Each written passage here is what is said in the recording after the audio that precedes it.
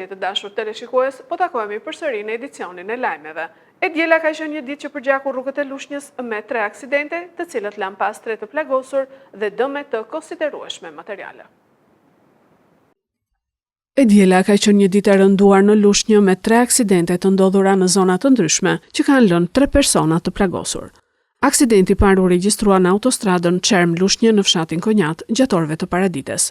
3 automjete u përplasën mes tyre si pasojë një manovre të gabuar parakalimi. Një prej mjeteve tip Skoda përfundoi në barrierën anësore të rrugës, ndërsa drejtuesi mbeti bllokuar në mjet. Për nxjerrjen e tij u desh ndërhyrja e zjarrfiksëve, të cilët përdorën pajisje prerëse për ta shpëtuar.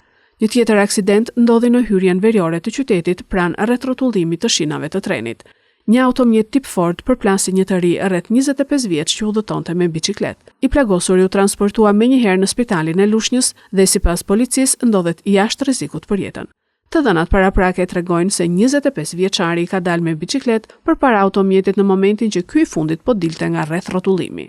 Aksidenti i tretë u regjistrua në qendër të Fjesheganit, ku 2 mjete u përplasën kokë më kokë. Si pasojë, një person që udhëtonte me automjetin tip Toyota mbeti i plagosur dhe u dërgua për ndihmë mjekësore.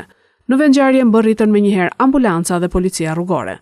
Sipas të dhënave paraprake, aksidenti ndodhi gjatë një manovre parakalimi nga drejtuesi i Toyotës, i cili u përplas me mjetin tip Skoda. Aksi nacional Lushnjë-Berat, që përshkon disa zona të banuara, mbetet një nga segmentet më problematike për aksidentet rrugore. Fatmirësisht, të 3 të lënduarit ndodhen jashtë rrezikut për jetën. Policia e Fierit ka organizuar 2 operacione, ku arrestuan një norvegjez për drogë dhe një 38 vjeçar për vrasje. Policia e Fierit ka kryer 2 operacione policore sipas njoftimit zyrtar, ku ka ndaluar 2 persona të dyshuar. Specialistët për hetimin e krimeve të rënda në DVP Fier kanë ekzekutuar urdhrin e prokurorisë për ndalimin e një 38 vjeçari, shtetasit AG banues në Fier. Gjykata e Fierit ka caktuar ndaj tij masën e sigurisë, arrest me burg për veprat penale, vrasje me paramendim dhe mbajtja pa leje dhe prodhimi i armëve. Sipas hetimeve, 38 vjeçari dyshohet se në bashkëpunim me vëllain e tij KG, i cili ndodhet aktualisht në paraburgim më 7 dhjetor 2023 në lagjen 16 prilli në Fier, pas një konflikti për motive të dobta, kanë qelluar me armë zjarri drejt një automjeti. Si pasojë të shtonave, humbi jetën në vend 41 vjeçari me inicialet EJ. Gjithashtu në një tjetër zhvillim, policia arrestoi në Patos një 28 vjeçar nga Norvegjia, pasi u kap me lëndë të dyshuar narkotike kokainë. I riu me inicialet ST banonte përkohësisht në një ambient me qira në fshatin Sheqishte. Aksioni u zhvillua nga specialistët e seksionit për hetimin e narkotikëve në DVP Fier, në bashkëpunim me forcën e posaçme Shqiponja. Gjatë kontrollit në banesë dhe në automjetin që ai përdorte, gjithashtu i marrë me qira, u gjet dhe u sekuestrua një sasi kokaine, e dyshuar se do të shpërndajë për qëllime përfitimi financiar. Materialet procedurale janë referuar prokurorisë pranë gjykatës së shkallës së parë Fier për veprime të mëtejshme për veprën penale, prodhimi dhe shitja e lëndëve narkotike. GKKO ka thirrur kryeministrin Edi Rama si dëshmitar për çështjen Partizani. Kryetari i Partisë Demokratike Sali Berisha e quan përballja e shekullit dhe sfidon kryeministrin, bëhu burr dhe eja. Kryetari i Partisë Demokratike Sali Berisha, nga jashtë ambienteve të Spakut, deklaroi për mediat se autori i parë i asaj që ai e cilësoi si trillim për çështjen Partizani është Tauland Balla, që sipas tij do të jetë edhe dëshmitari i parë në procesin gjyqësor kundër Berishës. Kryetari i Partisë Demokratike e cilësoi deklaratën e Ballës si një nga shpifjet më të ulta. Ai sfidoi gjithashtu edhe kryeministrin Edi Rama që të dëshmojë në GKKO për dosjen Partizani në atë që ai e quajti si përballja e shekullit.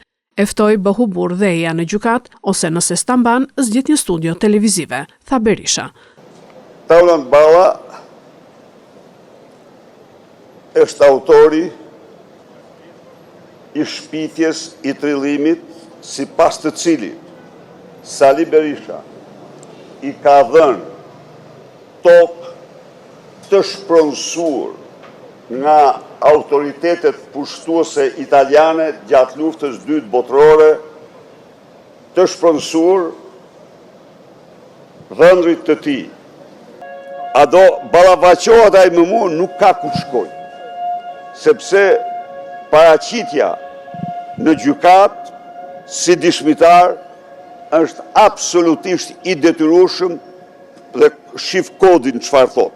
Natyrisht, ai do përpiqet dhe ka filluar që tani ka krijuar një këshill aty ka krijuar një këshill mashtruesish në kryeministri se si ta ka përcej këtë, por nuk e ka përcej dot dhe ajo do jetë përballja e shekullit.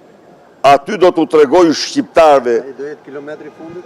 Aty do t'u tregoj shqiptarëve unë të gjithë korrupsionin e Edi Ramës dhe çfarë qenje të ligë përfaqëson ky njeri. Prandaj them, bëju burr edhe hajde në sallë gjyqit. Përndryshe, nëse nuk ta mban, urdhë të zgjidhni studio televizive, jam gati në debat. Kreu i grupit parlamentar të Partisë Socialiste Tauland Balla foli para gazetarëve për mungesën e Spiropalit në votimin për Ballukun, se nuk ka ende një vendimarrje specifike. Kreu i grupit parlamentar të Partisë Socialiste të Shqipërisë Tauland Balla deklaroi para gazetarëve se nuk ka ende një vendimarrje specifike për Elisa Spiropalin, pas mungesës së saj në seancën e votimit për imunitetin e Belinda Ballukut. Pas mbledhjes së grupit parlamentar, Balla sqaroi se në Partinë Socialiste zbatohet një rregull i qartë. Në fund të çdo sesioni parlamentar bëhet një analizë detajuar e performancës së çdo deputeti. Sipas tij, ky është një proces rutinë dhe i njëjtë për të gjithë pa përjashtim. I pyetur nëse Spiropali ka shprehur kritika apo shqetësime brenda grupit, Balla u përgjigj se një gjë e tillë nuk ka ndodhur. Ai theksoi se çdo vlerësim apo masë eventuale do të merret vetëm pasi të përfundojë analiza e plotë e punës së deputetëve në fund të sesionit.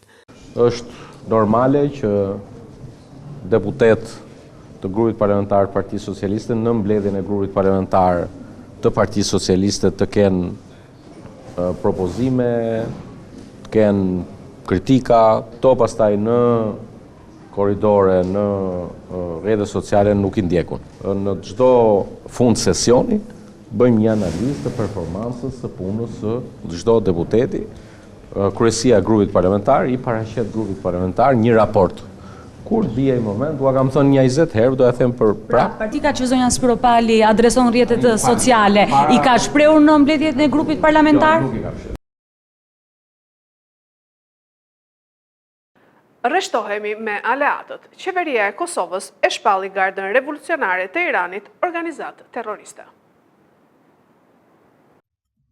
Kryeministri i Kosovës Albin Kurti u ka bërë thirrje partive parlamentare për të gjetur një kompromis, lidhur me zgjedhjen e presidentit të vendit vetëm një javë para afatit të vendosur nga Gjykata Kushtetuese e Kosovës. Gjatë mbledhjes së kabinetit, kryeministri theksoi se rikthimi në zgjedhje të parakohshme parlamentare nuk është opsion, pasi sipas tij një proces i tillë nuk do të sillte ndryshim në raportet politike në vend. Zgjedhja e presidentit është detyrë kushtetuese e të zgjedhurve të popullit. Kjo kërkon vullnet për zgjidhje, gatishmëri për kompromis dhe vendime jo të lehta.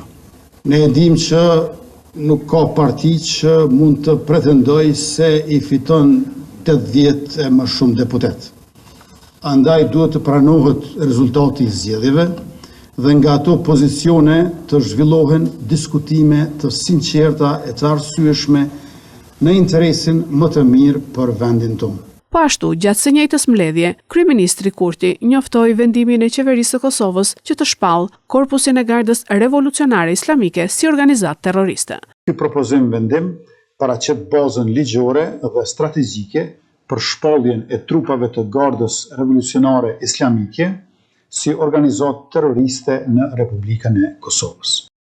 IRGC është identifikuar si një strukturë që përdor terrorizmin dhe dhunën e organizuar si instrument të politikës së jashtme, duke kontribuar në destabilizimin rajonal dhe global.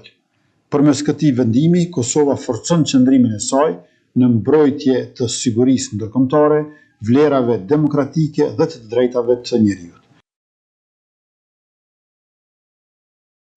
Këto ishin lajmet tona për sot. Lajmet i gjeni dhe në internet në websajtin 4plusmedia.tv. Bashkë mirupafshim.